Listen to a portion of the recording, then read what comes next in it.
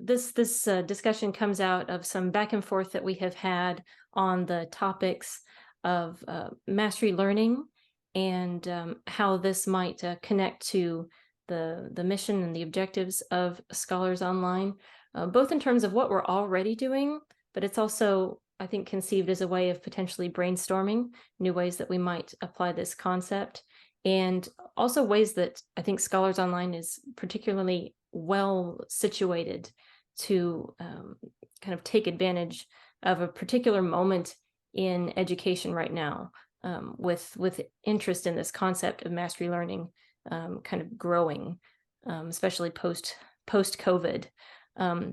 Bruce, what are some of your thoughts about that before I dive into definitions of really what we're talking about here? Well, the notion of mastery learning is obviously not new, and I wish we were as post-COVID as we wish we were. My daughter got a case of COVID last week at a conference she attended, but she's reasonably able to throw it off. In any case, yeah, Art Mabbitt and I have talked about this for some time. He's one of our math teachers, and he has long had a policy of keeping the boundaries of the process more open-ended, and so that the student can actually reach the pedagogical goals rather than some point on the calendar, because frankly, calendars don't measure achievement. And we've always sensed that. And for years, I mean, even going back to before there was Scholars Online, while we were still teaching for Scholars Online Academy, when I set up my Greek and Latin finals, I would make them pretty much open-ended, take them as many times as you want, kind of processes that could last at the student's discretion throughout the summer. And when students attended to that seriously, they came back in the fall with phenomenal skills, and were basically working at an A level and able to do almost everything. So I mean, everybody came out with a grade of 98 or better, and that's not so bad. And they were pretty good Greek and Latin scholars. So we approve of that as an approach. And just to be clear for anybody who is jumping into this without a sense of what specifically is meant by mastery learning, obviously it's a term that's being thrown around by different institutions. So precisely what it means can vary, of course, from instructor to instructor and institution to institution. But generally speaking, my sense of it, and I think we're in agreement, is that it's the idea of largely and usually entirely dispensing with letter grades, and you get a particular letter grade for this assignment, and even if it's a C or a D, when that assignment is complete, you move on to the next one and the next one and the next one, and then you have your grade for the course based on your performance in those individual assignments. And that with mastery learning, what's substituted is you have a series of chapters, units, levels, what have you, just as you would in a sort of more traditional course. But then the student has to demonstrate a very, very high level of competence at the end of each one of those segments or units before advancing. So you can't just say, well, I got a C, better luck next time on the next topic. And I think anybody can see immediately how, at least at a very high level, that can be really crucial, particularly in such fields as mathematics, languages, science. But I really think every subject is going to have these concepts where you're building and building and building. And the idea is that if you fall behind on one or two of those, and you have no opportunity to remedy that misunderstanding or that difficulty, then everything else that builds upon it is got a foundation of sand. So mastery learning is about keeping a solid foundation all the way up at every level, so that you're not suddenly getting way up here and your your whole edifice is waving in the wind. I don't know. I have to use Right. these metaphors now that I live in Florida, I guess. Yeah, I've always wondered whether, if the goal of education is to bring knowledge and understanding to the student, then I think mastery learning is the only real approach. It seems as if it's an ongoing fight to attempt not to teach, but to rate the student, Mhm. as it's practiced most widely now. And that's, I don't think, particularly useful, because coming out of the process being told you're somewhat better than middling is not very useful, um, for anybody except the people at the very top, and they just tend to get swelled heads anyway. So I'm not sure that's particularly good either. The real goal is to learn to do it, whatever it is, and that's, from my point of view, the goal of education should not be to achieve a score, to acquire a reputation or a grade point average or anything like that. Well, and there's also this whole question that you're bringing up, which is the culture that creates, right?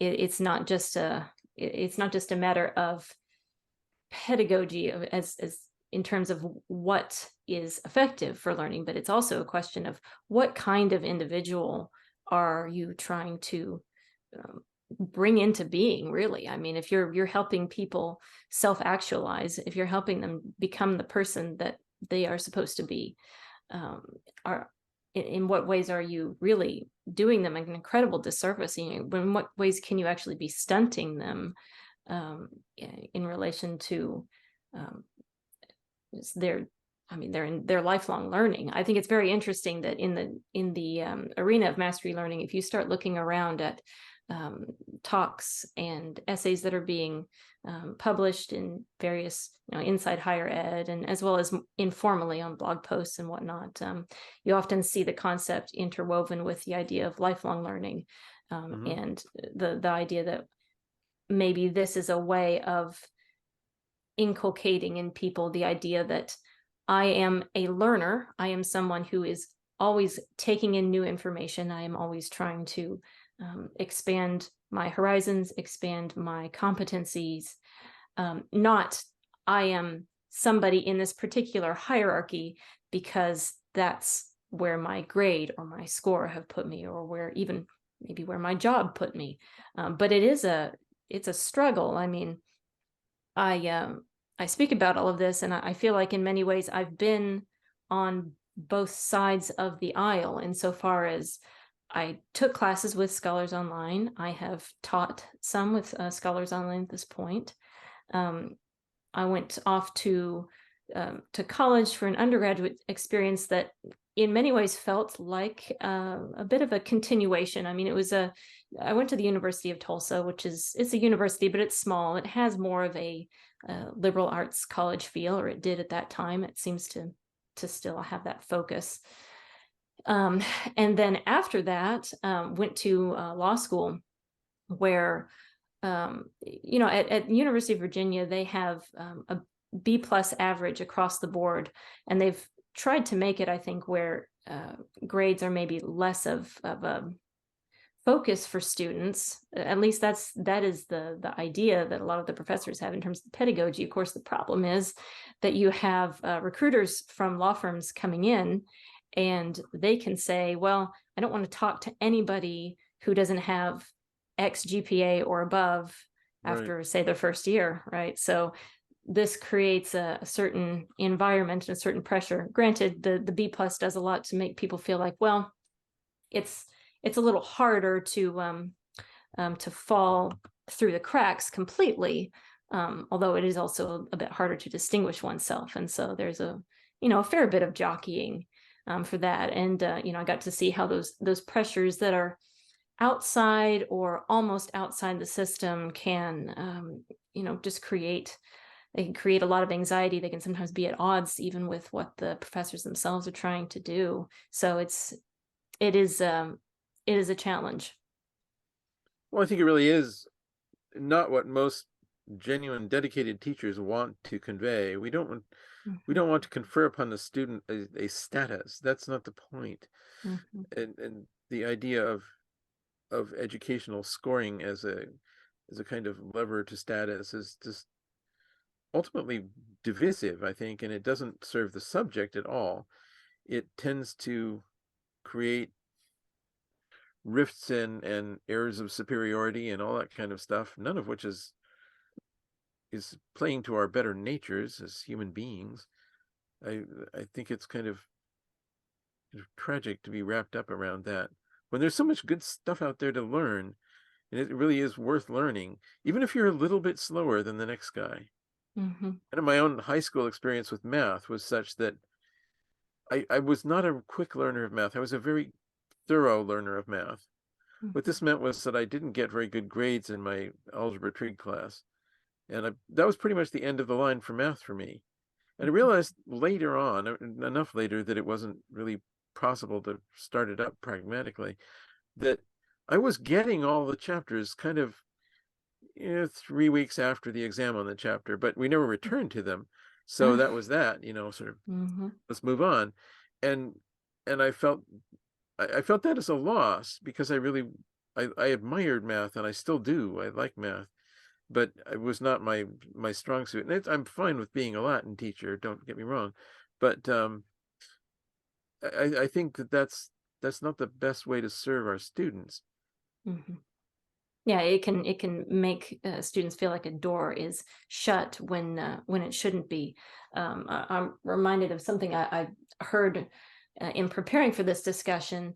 One of the major proponents of the mastery learning approach is Khan Academy. That's Khan, I think it's KAHN, for folks who aren't familiar. But it was the founder discusses how he got into tutoring and into creating uh, lectures for people online because he had family members coming to him, and he had one in particular who was placed in a remedial math class, and he found out it was really just one or two subjects that she had missed, and because everything was building upon that, she was not able to really grasp those concepts. And in pretty short order, I think in about a month's time, he had her going from the remedial to the advanced class upon a requested retest. So it really shows you how everything can open up if you have that time to actually learn. Well, especially in math and with other things Hmm. that do that kind of incremental build, like languages. Hmm. Um, you miss a critical step early on, and everything else is compromised. It's really flawed, and it doesn't have to be. You can go back and plug that hole and actually have a secure foundation again.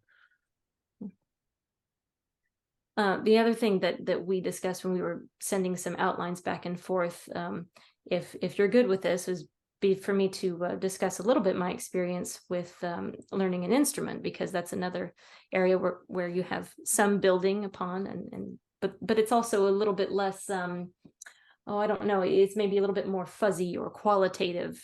It's more the skills that are involved in, say, perhaps math. I think it's Um, relevant. Go for it. yeah. Tell us So about. my background is in Suzuki violin education. I started learning violin through the Suzuki method when I was 5 years old, which is pretty standard for the method. For those who aren't familiar, and it has become a bit more widespread, I think, than it was when I started back in, I guess, the early '90s. Um, there I go dating myself. But the concept is that you start kids quite young.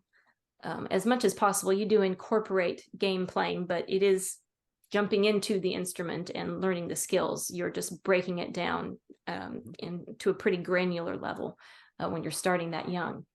And as with any other mastery learning approach, you have these books of repertoire, and within those books, you have songs that have been selected to teach a particular skill or to emphasize a particular skill. So you have some that will be all about maybe a fourth finger trill, or even in the very first year, the introductory levels, you might have a distinction between songs that have what they'll call a high second finger on the A string. You're learning to play your C sharp versus your C natural, things like that. And you just move through the books, and you have to demonstrate that you can play these things with a reasonable amount of musicality and decent tone. Obviously, there are going to be differences in the kind of tone that a very small child can get out of a violin this large and an adult, but nevertheless, the teachers, in my experience, and I have also taught in this method and been certified in it, you feel very comfortable just taking the time that is necessary to slow down and learn that material, and you don't advance until that song is solid and comfortable, and it can be played in a musical fashion, not just, oh, the kid can kind of scratch through it and get through it, and there are a lot of missed notes, but go on. And it's not unusual for some of the younger kids to stay on a piece for quite a long time. That can range. And in my experience, there's a lot of kids have really learned how to play through this method. I knew a lot of kids growing up who stuck with it, went on playing youth symphonies in college and so forth. I think it's very effective. So that shows one way in which the mastery learning has, even though it wasn't called that was the approach taken. Right. One of the most interesting aspects that I wanted to highlight, though, is in relation to this question of how to deal with the other dynamics that are in play, is the way in which the parents are brought on board in Suzuki. I think that's one of the most crucial aspects to its success as a method, and the reason it has spread globally, actually, because it started in Japan, and now you can find groups in just about every major country in the world. They get the parents involved very early. When you have a small child, the parent is expected to learn along with them. You can purchase, or in many cases just rent, a full-size violin as a parent, and you don't tell the child, go practice. You say, we're going to practice now, and you start practicing. And of course, this dynamic changes as, if you're dealing with a much older student, like a 12-year-old is not necessarily going to be motivated to practice because the parent is practicing, right? But the idea is you're looking around and saying, what in the environment can be used to generate motivation? And the parents are not over here saying, well, give my kid a grade. They're told that the point of this is the whole philosophy of the method, which is not just to be the best violinist or be the concert master of your school orchestra or anything like that. The idea is really, you are giving your child the gift of music. You're developing their musicality. You're developing a particular side of them as a person that's going to affect how they experience the world, that's going to make that broader and deeper and richer. And that's how you are bringing people in. You're not treating it like you are selling them a product. You're not treating it like you are giving people a series of hoops to jump through, even though you do have these units that have to be learned, right? And I think that really helps to have something. They have materials for parents to read, and even podcasts and other things for them to listen to that are really designed to inspire the parent to support the student in having a relationship to the material, not simply consuming it, or again, performing tricks like a trained animal. Were you contemporary with any of the Ahern kids? I don't know, I because think they the came up name through sounds Suzuki. the name sounds a bit Rachel familiar, heard but I think I may have piano, heard through and someone else. Yeah. Nate did violin. Uh-huh. I think grandmother was certified as a Suzuki instructor. Oh, very nice. But Nate was looking at a professional career. He wound up doing other things, and I think the last I heard, he was a headmaster of a classical Christian school somewhere in the Midwest. Very But nice. it's what you're talking about here, it seems to me, is in a larger context is something like what we talk about in the church as character formation.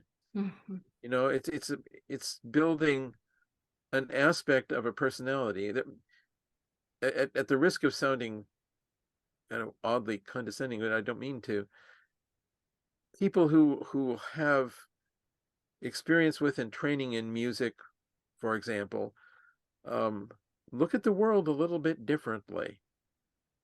They see things and they hear things differently, and that shapes who they are and how they respond to things. And the only a musician can know the joy of playing with other musicians. It's just not something you can tell anybody about, or singing with other musicians. It's similar. Mhm. There's this idea that we're collaborating on this incredible, from a pragmatic point of view, completely useless, but one of these things that gives our lives meaning.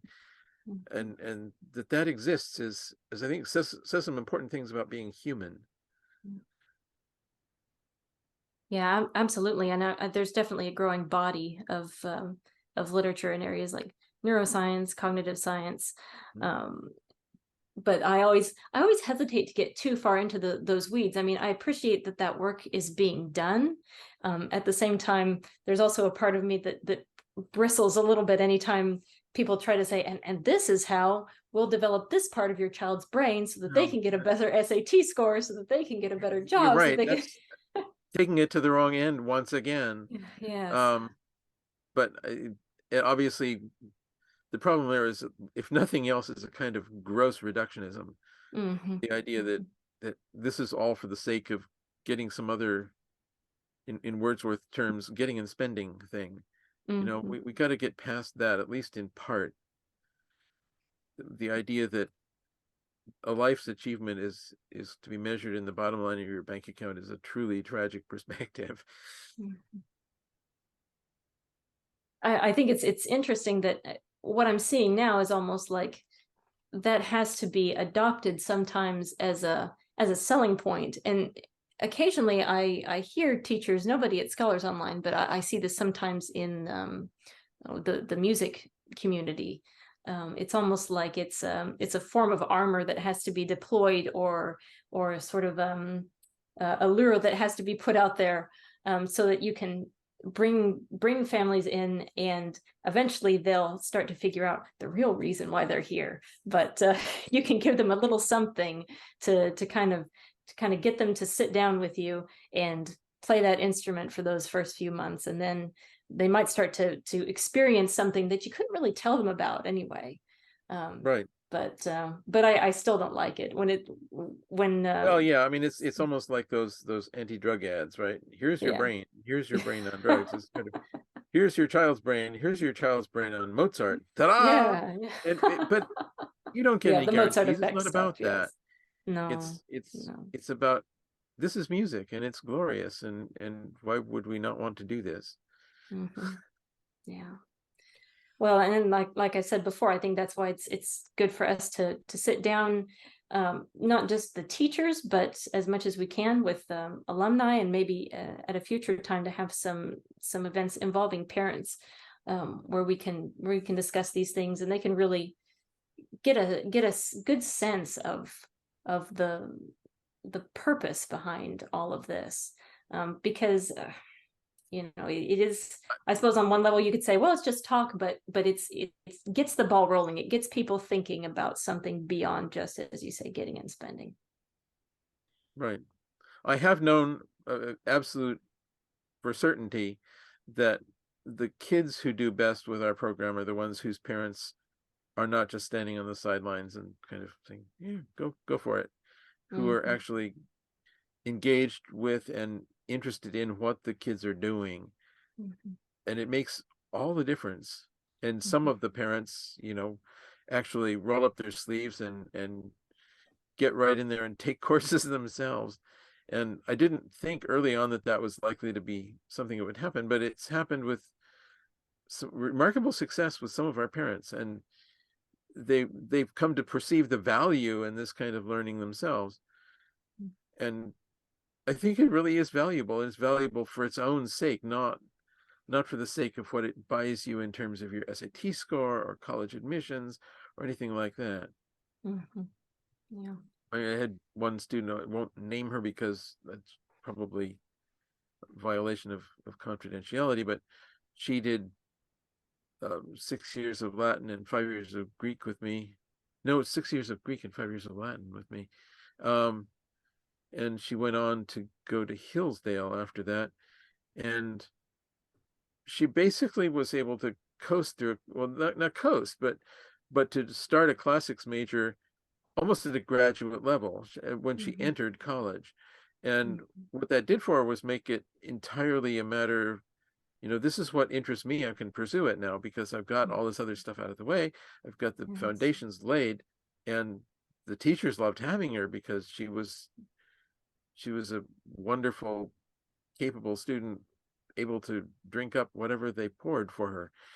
And that's what winning looks like, it seems to me, in educational enterprise. Absolutely. Yeah. Oh gosh, as a mom of two, what I wouldn't give to be to be back in that situation of just being able to spend that time and to drink it all in. Um, but I had a fantastic opportunity when I was with you all, and after that in school, and it really has has served me well in so many ways. Not in terms of, oh, I learned.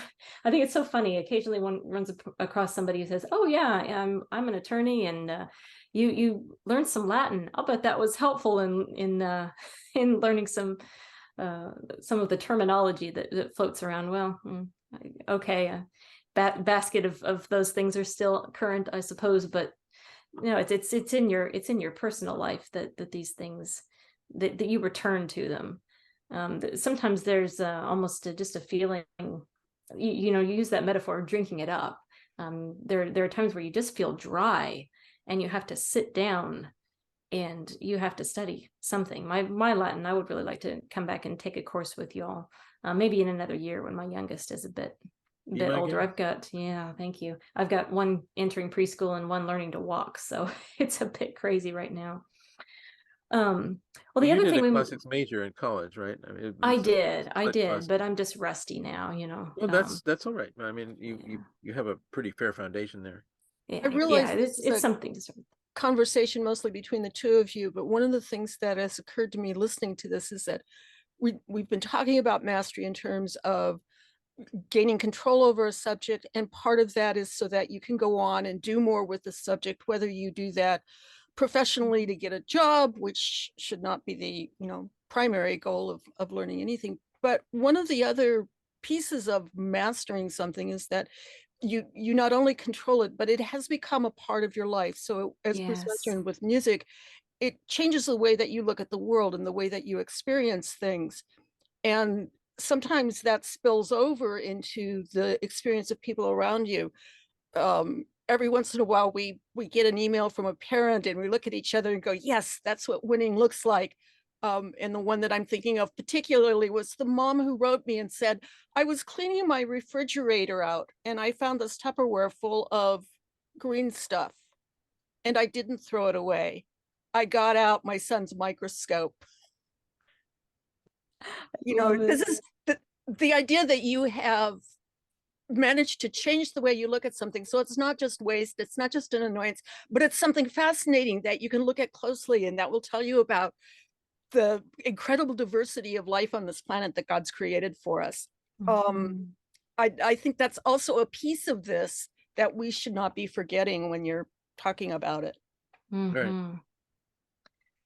Yeah, it's that interaction, right? And I think one of the things that we might be seeing, I feel like I've seen it a lot in the past, I don't know, 7 to 10 years or something, with the generation that's coming up with social media, where you have a lot of people who are sort of, they have this very surface level engagement with certain subjects, and it's like it's a virtual engagement with or interest in something.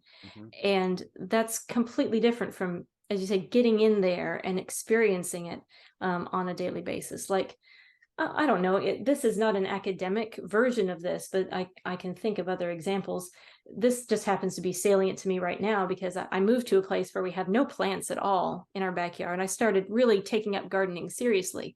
And suddenly you see the whole world very differently. You start noticing what's underfoot. You start noticing the conditions in which different things grow. You start noticing the changes of the seasons in a very different way. And your life just becomes so much richer. And it similar to the microscope thing, suddenly we're composting and all this icky stuff is very, very important to you, right? It's Yes, something it that's is. going to go into the garden. It's going to save my plants from the sandy soil of North Florida, in which nothing seems to grow by itself unless it's a gigantic lush jungle. But yes, I mean, my languages are very rusty now, but there are a lot of works that I have recently revisited, at least in translation. I'll say, well, okay, well, I can't do Marcus Aurelius in Greek right now.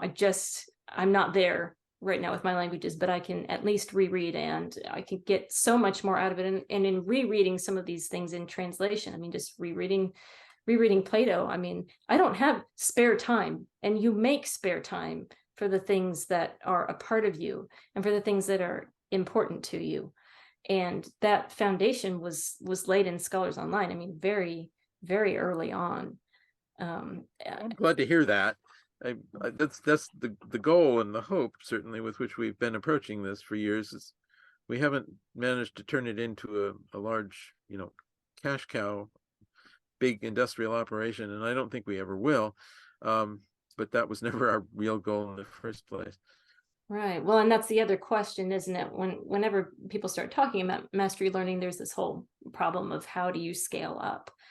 And there are a lot of discussions. We've had some discussions about this.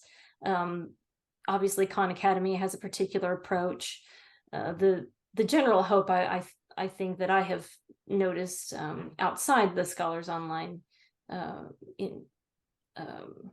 that the general hope is that AI might provide some support for this concept of mastery learning, so that we can have everybody working at different levels. Because in a large classroom setting, that becomes the question. Okay, if you have all of these people learning at different speeds and they're going to be at different points throughout the year, how are you going to manage that? Is it even possible to manage that on a large scale? And what do we think there is an ideal class size, for instance, for some of these concepts? One of my most formative experiences came during my senior year in college, when I took a semester abroad at Oxford. Mm-hmm. And my work was with a tutor, with two tutors actually. And there was another little kind of class attached to it, but I worked one-on-one with a history tutor and one-on-one with a Latin tutor. I made far less than optimal use of these dazzling resources, but I found the experience so intense and so engaging. There was nothing else quite like it. And I think, in a sense, education can't be scaled. It is ultimately going to be one-on-one or one-on-two, and you can't have 30 kids in the class all doing. You can use a class as a kind of nexus where you bring the strands of the different students to get experiences together, but you then have to break them up and deal with them individually, because education happens to the individual, not to the herd. Mm-hmm. And I think it's almost so obvious that people miss it. But at the same time, education happens in community. Students learn from each other. The fact that John asks the question that either I'm too scared to ask for myself, or I never would have thought to ask because he's coming at the subject from a completely different position, is really important. It's one of the reasons why we want kids to be in classes. So it's a problem of balancing the individual learner who is at a different level. John's not at the same level I'm at because John is thinking about something else, or he's done more of the homework than I have. Um, and trying to make sure that we're also getting giving students the opportunity to see other opinions and to think out of the box that they're in and to see things only from their own perspective. Mhm. And obviously, that's not a question of mastery. You can't master all those perspectives. You can't master everybody who's ever written about, you know, a particular period in history. No, of Right. course not. Even You might mastering all at the this point events that mention, happened in that particular period in history can be a challenge. But you know, that brings up the question of what do you mean by mastery in some of these contexts too? mastery meaning, I think, control of the terminology and the basic functions we know to be operating there, but also probably more importantly, full-scale engagement with the material, which doesn't mean you control it all. You can't control all of anything, no matter how small a slice of pie you want. It's too much.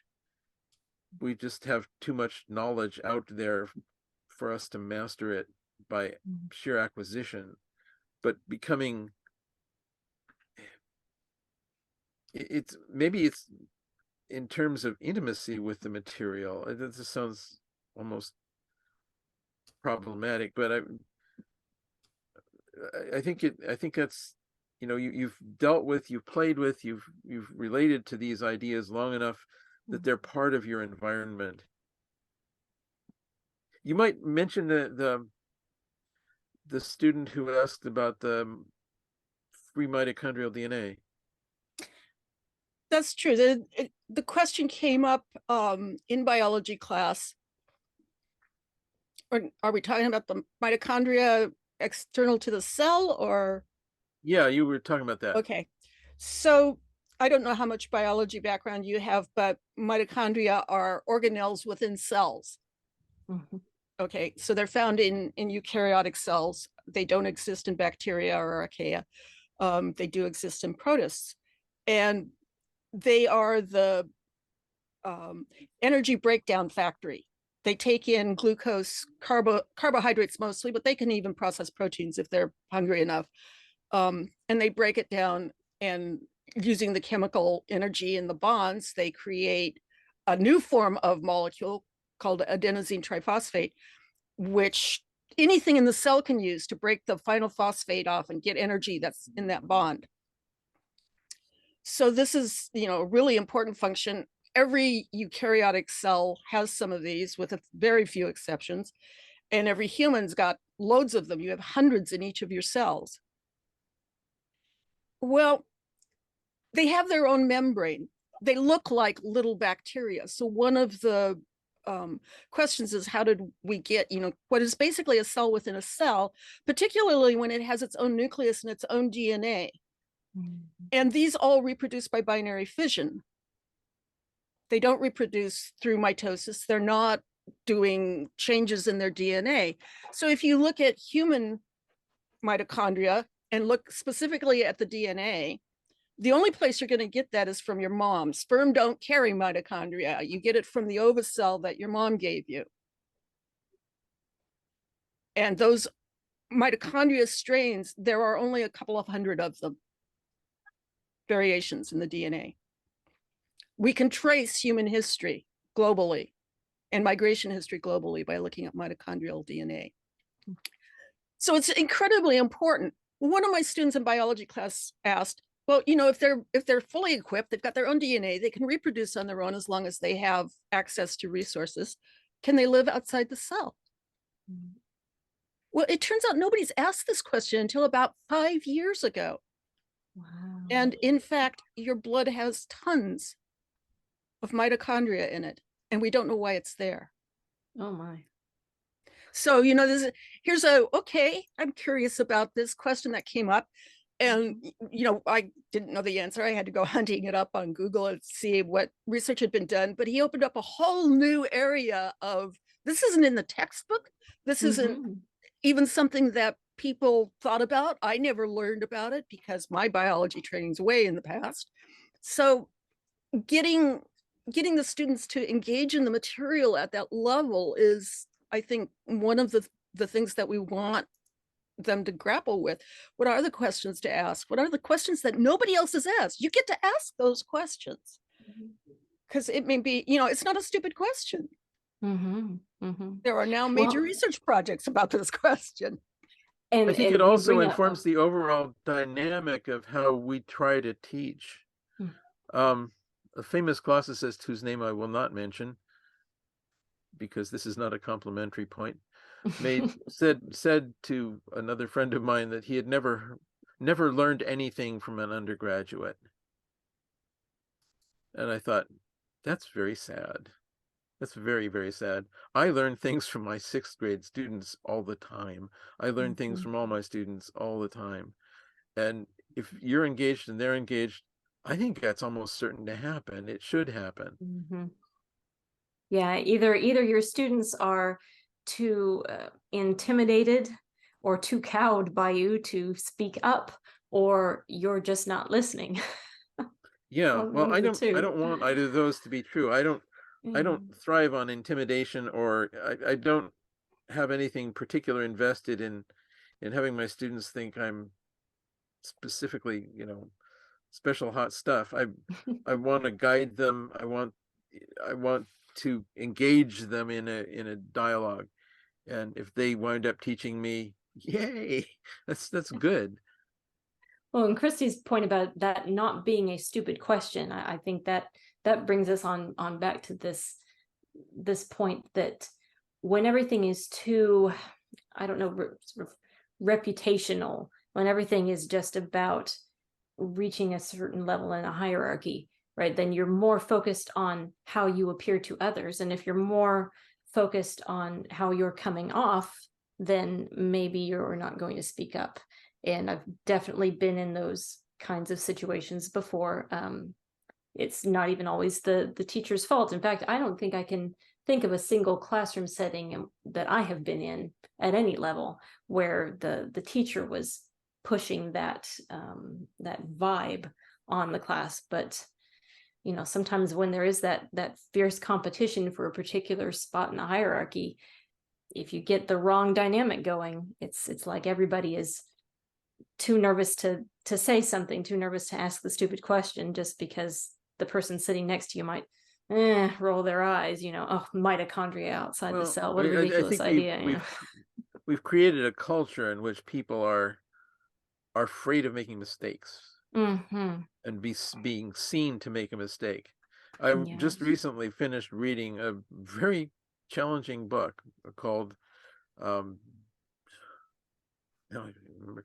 I think it's called Being Wrong Mm-hmm. by Catherine Schultz. Mm-hmm. And it explores the fact that, we are in fact wrong about more than we're right about most of the time. Mm-hmm. This may be distressing, or we may like it, but whatever it is, it's true anyway. She comes around by the end of the book to point out that this is also where most of human creativity comes from our capacity to err, to deviate from the accepted norm of opinion. And therefore, this may not be such a disadvantage after all. It's not clear that cows or dogs make mistakes. It's true that humans do. We do it wholesale, but it's not all necessarily a bad thing. Mm-hmm. And going back to the music analogy, so I grew up with this classical background. My husband's family, they're all jazz musicians. Oh, really? So yeah, so a lot of this discussion of group discussions and group learning, and how people interact and relate to each other, and also to say a text or a concept at the same time. It's a lot like jamming when it works, right? It's everybody providing things, listening, and then feeding that back. There's people talk about the energy that you can feel around the room, and the way somebody will put something out there and others will take hold of it and then go in a slightly different direction. That there's that deviation, right? There are Yeah. certain parameters, but there's also some deviation within that system. It's maybe a different kind because again, you're not going completely off, but everybody's going to have their own dynamic, right? Every time you play, and new things are going to come out in a group. Even in classical music, you get that kind of conversation going. I mean, have you ever played the Bach double with anybody? Oh yes, both It's parts. like a conversation. Yes, I mean, it is it's a lot of Bach. That's in exactly a what my band went to. non-erotic sense. There's a kind of it's a kind of love relationship. I can't explain it, but it's really quite beautiful. But you're passing this theme back and forth courteously one to another, and then each person's doing this little something different with it. I mean, Bach engineered the whole thing, but it's all there, and you give your own spin to it too. Right, and when you're in the middle of that, you feel that sense of give and take. It's not that you're simply. There's nothing quite like it. Yeah, that's so true. That's so true. I've told there's the violin and oboe concerto as well, and I've told my husband he has to get his oboe back up to snuff before we die. I mean, anytime before we die is fine. It's just I'm over here keeping the violin going, but he says eventually he's got to get that PhD first. But if I were to take up another instrument, it would be a double reed. It would be either the oboe or the bassoon. Yeah, that'd be. I think they're just wonderful. Yes. Well, let's see. Are there any other topics that we've proposed that we would want to touch on? Anything else that you can think of? I feel like we've covered a lot of in terms of kind of what Scholars Online has to offer. What else is out there? What are maybe some of the pitfalls of this kind of approach? Do you have any other thoughts on what Scholars Online might do in the future in terms of implementing mastery learning, and how you are approaching, say, grades in the courses that are still graded? Yeah. Well, most of the parents still want grades, so I still give them. I do not require students to take a course for grades, and if they don't want them, I won't give them to them. It really is a matter of what the parents want. Interesting. Anybody's free to take a course grade free. I don't have anything invested in it. I like to see students achieve, but the grade is not the achievement. It's nothing like the achievement. The achievement is the understanding. The achievement is that moment when they hear that line of Virgil and say, "Oh, I get it." And it, weary as it may be, when you're facing a grim uphill slog, for sonnet haik olim manisi bit, it's one day we'll look back upon this and think better of it. Wasn't a lot of fun to go through at the time, but it's there. Well, and of course, there's always the question. I think a lot of people have some anxiety. Well, it varies, but some parents probably have some anxiety about dropping grades entirely, and I think they feel like, well, my kid's only going to be motivated to learn if they have a grade.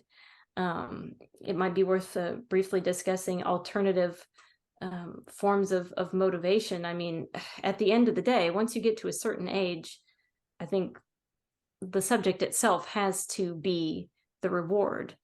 And I mean, I can recall that happening sometime. I was probably in middle school, starting to really feel that, if it wasn't just already there. Before that. I think it can be important, though, for a student, especially a younger student, to have confirmation of achievement. Because they realize they're learning something new, and they don't know whether they know it or not unless the expert, the teacher, or some mechanism tells them that. And that can be very, very simple. One of the things that the Moodle allows you to do is award badges. You make up little graphic icons that look like, scouting badges, and you put them out on the system. And if they finish a assignment or some unit set or something like that, the Moodle can automatically award that badge to the student. And if you go look at their profile, the badge is out there shiny and new. And they can, send other students to their profile and compare who's got how many badges. And I thought, our students are more mature. They don't need this. But one summer I used it for one of my classes, and I had a group of adolescent boys in that class, and these badges were worth their weight in gold. They were constantly comparing. They didn't care about the grade. This was a summer course. They weren't getting grades, but getting those badges, and which meant that they had finished the unit with a high enough score that I was happy, that they'd at least been exposed to the information, even if they didn't remember it 2 weeks later. They were able to feed it back to the program, at least for a while. And I think it's important for students to have that kind of feedback, whatever form it takes, whether it's grades or anything else, that says, okay, we recognize you did this and it was good. And we do that in class too. That's one of the ways that you get kids to ask questions is they ask the question, you say, that's a good question. You know what? I don't know the answer to that. I'll have to go away and figure it out and come back and tell you. I have a badge that I award students that's called Stump the Teacher. Oh, I love you that. ask a question I can't answer in class, you get a Stump the Teacher badge.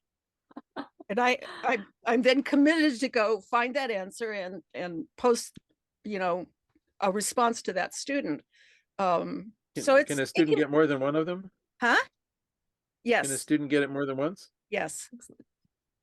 I can think of a certain few students who probably have quite a raft of them. Yeah. Anyway, I think having that feedback is important. And unfortunately, if you're going to give feedback and you have a group of students then that other people need to assess for some reason, it does take the shape of grades. I noticed recently, Bruce, I think I posted to you the headline of an article about how a number of colleges are dropping grading. They're using other forms of feedback rather than giving student grades and grade point averages. And my response to the article was, well, that's, 50 years ago, that's what I did. When I went to college at Scripps College from 1969 to 1973, Scripps did not give grades. I do not have a GPA from college. We got long involved comments. The problem was I wanted to go to graduate school in science. And graduate schools were not prepared to deal with a mound of comments. They wanted a GPA. And so I had to get, letters of recommendation that were very specific about my level of expertise. So part of the problem isn't just, okay, we don't want to give grades, and the students really don't care about grades. They really want to learn. But when they get out into the real world, the business world, the graduate school world is going to say, okay, we have to rank you, and we have to have a way to do this objectively so we don't wind up in a lawsuit with somebody who says, we're showing favoritism. So there's this whole practical reality out there that I think a lot of parents are concerned about, and trying to get beyond that and get them to focus, okay, yes, we'll give you grades. Yes, we'll try and level the playing field so that when you go to the next environment, you can accomplish what you want to accomplish and not be penalized for not having a grade set. But we want to focus on you're learning because you want to learn. I think the concern itself is legitimate. I mean, you don't want to set your kid up to be kind of facing into the corner from here on out because they're stuck because they can't go anywhere. But at the same time, making that the summum bonum, making a GPA the achievement of your education is, if you just look at it for a moment objectively, that's idiotic. What possible value is there of a number like that? It's sort of, do you know anything? Do you read anything? Do you understand anything? One of the things that has distressed me most in recent years as a teacher of literature, is whenever I have a chance to talk to younger kids who are in public or private school, I ask them about what they're doing because I'm interested in that. And I ask them what they're reading, and most of them can't tell me. It's not that they're reading the wrong stuff. I don't know what they're reading because they can't tell me any books that they've been reading. And I think that's really scary. What are they, how are they even passing? Clearly they're getting a grade. How are they getting through this process with so little actually rubbing off on them that they don't notice what it is? Yeah, I'm hearing that more and more. I mean, I've got a member of my family right now in this finishing up undergrad, and she told me the other day, she said, I'm actually really enjoying my literature course. It's quite good, but I'm baffled by some of the students coming in here because of the comments I get. I told somebody, I think it was just asked, well, what's your favorite book? And this relative of mine said, I really love The Great Gatsby. And this response from this undergraduate, this college student was, whoa, that book, that's so hard to understand. Da, da, da, da, da. And Oh dear. I mean, really? I mean, really? Wow, okay.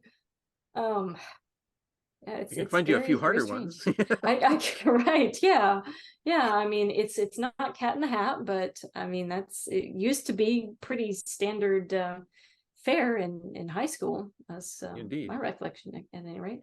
But yeah. Well, getting back to this whole question of needing to have some feedback. I mean, I think Chrissy's points are really well made. You see this at every level. If you've got a teacher whose objectives are unclear or vague, their assignments are vague, then even when students are told whatever this teacher's easy, or whatever you get in this class is going to be fine, they don't like that. They don't like too much ambiguity, and I agree, giving them the feedback is really it's playing a real role there. What I do like about this very specific way in which mastery learning is now being used as a technical term is that it's not necessarily dispensing altogether with grades, but rather saying, essentially, it's a saying, you will repeat this until you get an A, and then you will move on to the next unit and you will get an A, Right. and then you will move on to the next unit and you will get an A. So, I mean, theoretically, you could have a mastery learning course where maybe some students continue on past the end of the semester, maybe into a break period, fill in those holes or gaps in their understanding, and In fact, eventually they Emily, get that A. that's how our math teacher teaches his courses. He Yeah. can have students who are finishing the previous course that should have ended in June in December, but they're going to get everything done and they're going to get an A on everything before they're done with the course. They may even be taking the next level if he thinks they can handle both of them at once. But he doesn't allow his students to get anything other than A's, and they have to earn them. He I mean, has had we some took a pushback similar on that approach. though from parents who said, just give my child a C and move on. And he says, I don't understand why you want to do that. And I don't understand either, because I mean, it's kind of like, well, we're missing 3 rungs out of this ladder, but just leave them and go. Note that they're gone and keep on going. But whoever tries to climb that ladder isn't going to get anywhere. Yeah, I mean, we took a similar approach. We didn't in my family growing up, we were all 4 of us homeschooled. We didn't all take courses from Scholars Online for a number of reasons, but when my younger siblings were taking their math classes and they were just being homeschooled, they had some supporting lectures eventually as that kind of got off the ground. But in the beginning, it was just, you had the textbook and you talked to mom and dad about anything that you had difficulty with, and you would repeat units and retake tests, or find another textbook. We often found there were certain textbooks that resonated more with one of my siblings. If one wasn't really making the cut, then we would add somebody else's explanation. We say, okay, well, this textbook isn't doing a very good job of it. Let's take a look at this one. Or, there's an instruction video that we've just found. We didn't have YouTube back in those days. I mean, now No, the number of resources like that has absolutely exploded, and it's really becoming more and more possible for people to find these kinds of supplementary materials if it is just a matter of the explanation that I have had thus far is not clicking for me for some reason. And sometimes that's all it takes to knock something loose, is to have somebody put it in a but different that's okay. I sense. think we need to teach people that the fact that you don't learn this the way somebody else learns it doesn't mean that they're bad or you're bad. It just means you have a different pathway for this information. Let's find yours and exploit it and get you in touch with it, because it's important enough in and of itself that the means are secondary. They're not the goal. They're just means. I have a whole riff on the autonomy of means, but I won't go into it now. It's based loosely on some stuff by Charles Williams. Maybe you caught it when you were a student of mine, but this is ringing a bell. there But are a few blog entries that I wrote back a number of years ago on that. Bruce, I don't remember if you ever mentioned, but did you ever encounter the Science Research Associates reading program when you were going through grammar school? Yes, I did. This was a set of units. Basically, the materials were there. The student used them.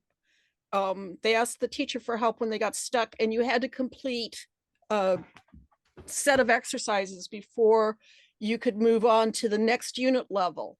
You didn't have to do all of the exercises in order, so you could do a whole battery of things that were at one level. If you were stuck on one thing, though, that would hold you at that level. And part of the reason I remember this is because I got stuck on the turquoise level. Funny what you remember 50 years later. One of the aspects of the reading was writing and spelling, as well as just reading and reading comprehension.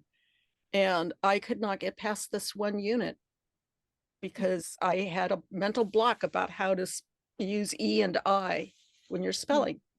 And my mom finally sat me down at the dinner table and made me memorize I before E, except after C, or when pronounced as A, like a neighbor and way, because those I would always get mixed up. The book had the first part, but it didn't have the second part. And I just, neither of them is actually, there was that one little bit that was missing that held me back for a long time until I finally got it straightened out. But I still have problems with those because I found it so confusing to learn.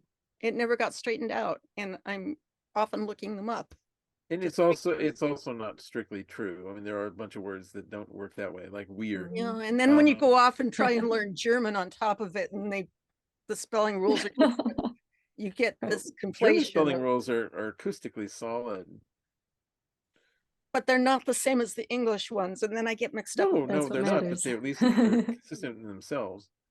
But other than that one unit that drove me nuts, I remember really liking that approach. I was working at my own pace. I was, doing, the teacher wasn't interfering with the rate at which I was learning. I wasn't having to sit through stupid stuff that I'd already covered that other students hadn't gotten, clear in their heads yet.